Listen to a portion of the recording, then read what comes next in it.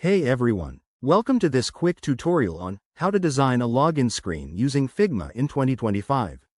If you're new to UI design or just want to refresh your skills, you're in the right place. Figma is an amazing tool for creating responsive, modern designs, and by the end of this video, you'll have a professional login screen ready to go.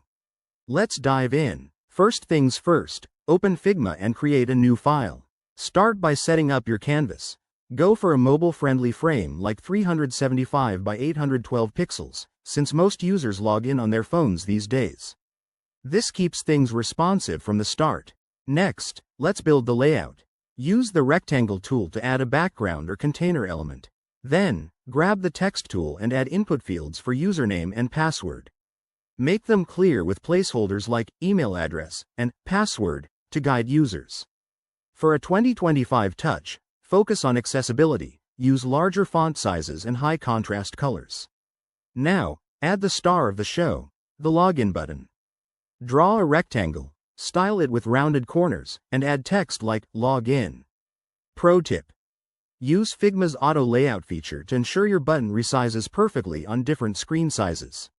This is key for modern, adaptive designs.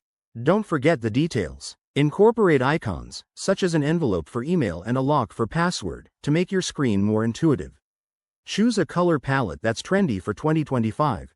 Think soft blues and whites for a clean, trustworthy feel. Group your elements and apply constraints so everything stays in place when you test on various devices. Finally, hit the prototype mode in Figma to simulate the login flow. Check for smooth interactions and make any tweaks.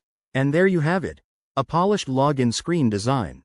If you try this yourself, you'll see how fun and straightforward Figma can be.